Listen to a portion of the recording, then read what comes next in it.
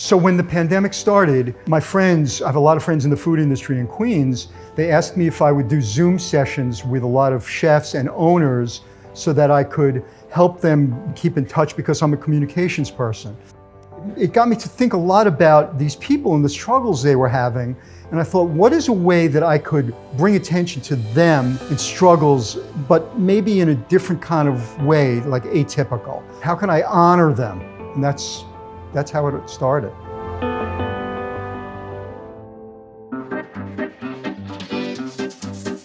You know, we get food served to us, but we're not really thinking about the person who's making it or working hard, working crazy hours. And, you know, especially during these times, what's their story? What are they like? My first job in the restaurant industry was at a famous Italian restaurant called Da Silvano. I just saw how much fun it was to work in the restaurant industry. 2 years later, my boss came up to me and goes, "Hey, you, I want to put a pizza oven in the back, and I want you to be the pizza guy." And I was like, "Yeah, sure, I know how to make pizza."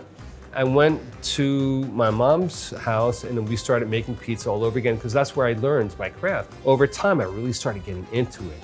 So in 2015, I was making pizzas that were $100 pies. You had the burrata, shaved white truffle pies for $100. And I was like, wow, this could really be something. Seeing pretty pictures of food are a dime a dozen. Everybody sees that. And that's not a way to honor the people. To me, it's all about the storytelling and the people. So I thought of this idea of, why don't they talk about an object in their kitchen or restaurant that means something to them, and they can tell the story of it, as well as about themselves and how they got there. All right, so you ready? I'm gonna count. Ready? 1, 2, 3.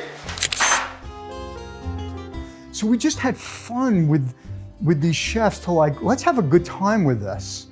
And they loved it. Look at that. That pin never had it so good. This rolling pin, it's pretty amazing. So my grandfather was a tool and die maker, and he made this for my great-grandmother. You know, my whole family used this rolling pin at one point in their lives, and to have this in this restaurant, just it's like carrying the torch, so to speak. I believe that in creativity, rules are a very good thing. You know, it makes it more challenging and interesting. When I had to pick an object, when I said you had to choose an object, I said it cannot be a certificate or award. It cannot be a dish on your menu. I'm looking for something that's, you know, that was handed to you, given to you, that you found, that you inherited. That's what I'm looking for. I did use this a couple hours ago, by the way. I was finishing up rolling dough. By the time it was ready, it was around like 3:30 in the morning. I hear dun, dun, dun. And it's getting louder. It's getting so loud, I feel the wall shaking. I look in the kitchen and there's a hole that's opening up, knowing that someone's breaking in. So I called 911 with the phone in one hand and this rolling pin in the other hand. I know my great-grandmother and my family, they were watching me and helping me.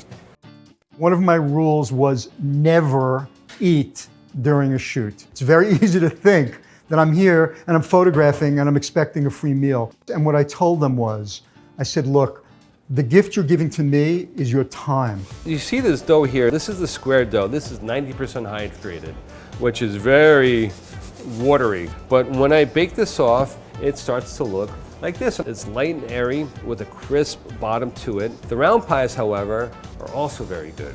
I go from liking one to the other. Like every 2 weeks, I'll fall in love with the round pie, and then I'll go back to the square pie.